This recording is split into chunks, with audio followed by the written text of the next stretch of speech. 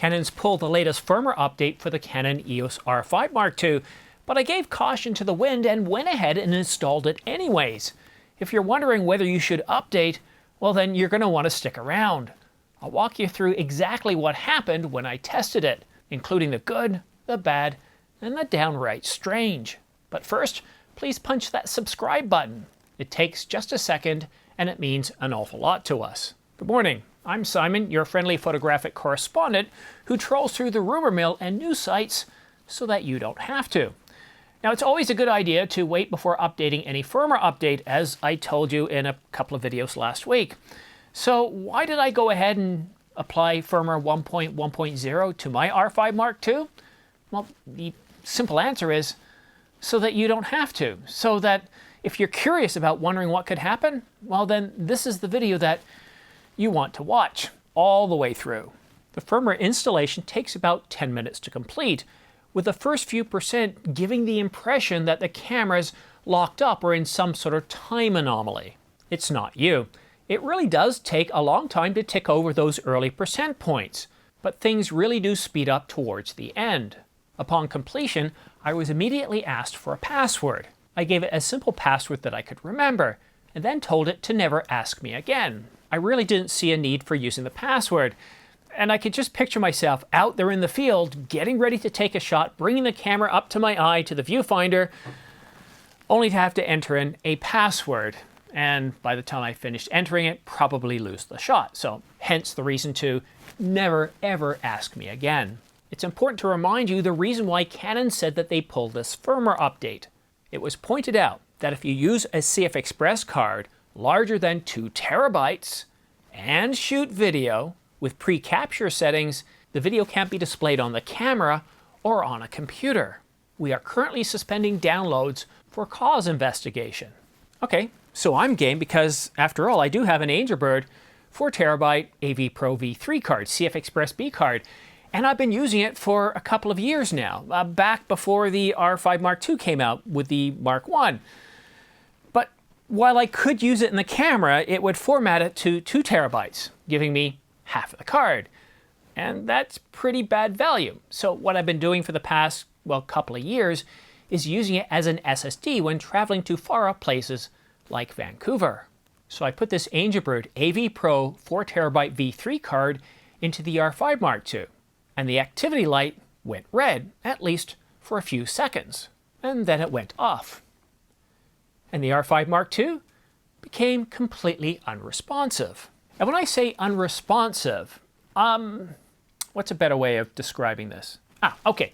So take your camera, whatever it is, the R5 Mark II, the R1, even a Sony, a Nikon, it doesn't matter.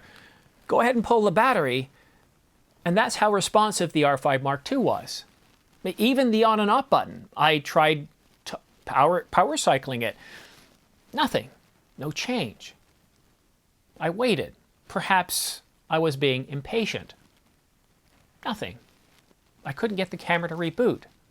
The R5 was in a very strange state. Like I said, it acted as though the battery wasn't in it, which oddly enough led me to check that the battery was there, even though it had been there just a while ago, allowing me to do the installation. But you see how your mind works, right? So that led me to this thought. Well, this has worked with previous firmware updates where the camera was, quote, bricked, temporarily bricked. I removed the battery, put it back in, and the camera came to life again. That little red light came on for about a second or two, and I was right back into the same situation. So I thought, okay, all right.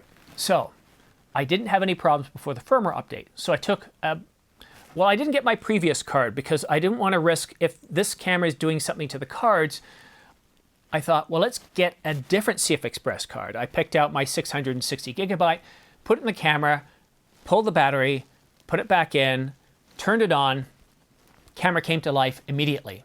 There was no problem at all. So I thought, okay, power it off, try the 2 terabyte that I had before. Again, no problems. I repeated the test multiple times. I even tried attaching the battery grip to ensure that it had sufficient power. Same result. I tried formatting APFS, exFAT. I tried exFAT. No matter what I did, the R5 Mark II became unresponsive. So I couldn't test the issue that Canon reported for pulling the firmware update.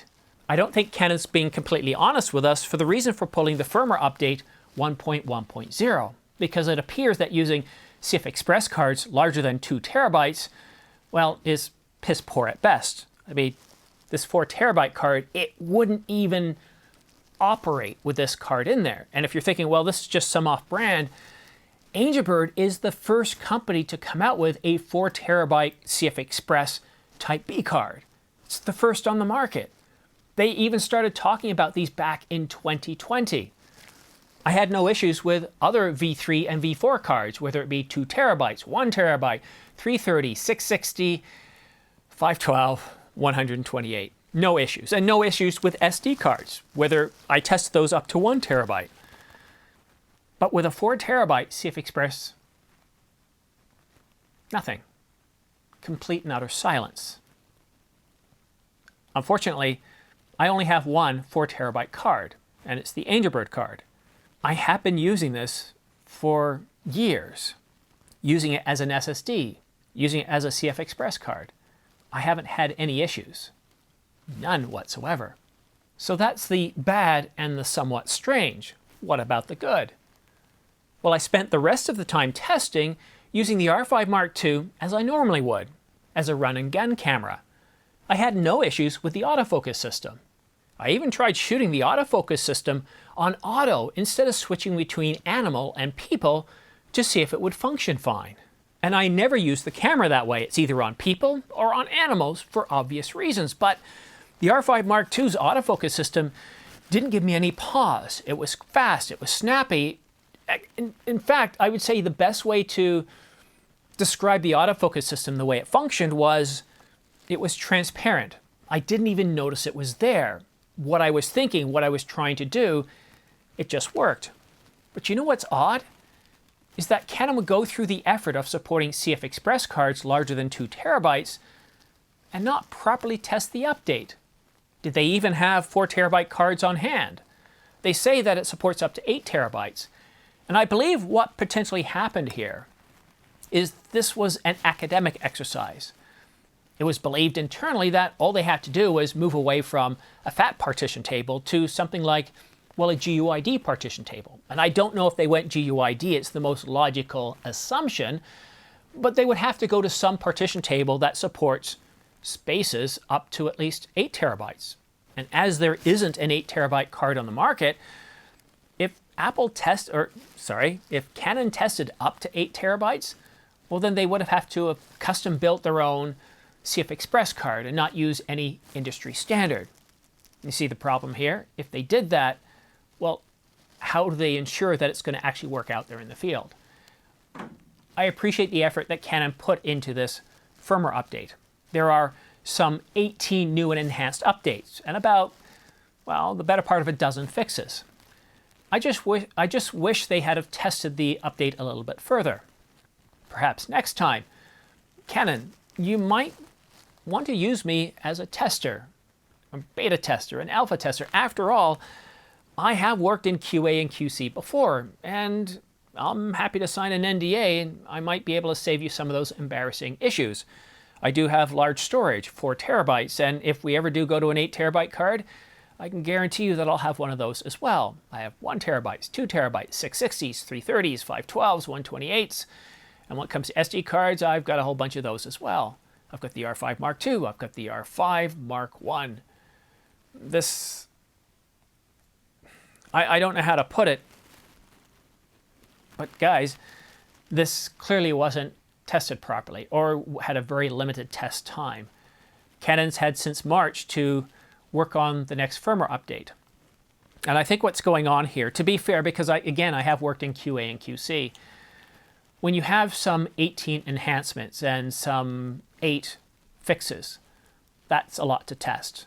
So if you go with what Canon cited as being the issue, that using a 4 terabyte card, shooting video with pre-capture on would cause an issue, you would think that they would have caught that it doesn't work with one of the leading CF Express card makers, Angelbird with their 4 terabyte card. I mean, after all, I can count on my hand, without even using my thumb, the number of companies out there that actually make 4 terabyte CF Express Type B cards, V3 or V4. There aren't too many of them. So I'm going to double down on my recommendation to you that you should hold off on this update. Now, if I hear what you're saying. Okay, I don't shoot video. Or I don't shoot video with pre-capture turned on. Fine, but what this shows me is that this firmware update wasn't properly tested. And the reason for pulling it is only a half-truth.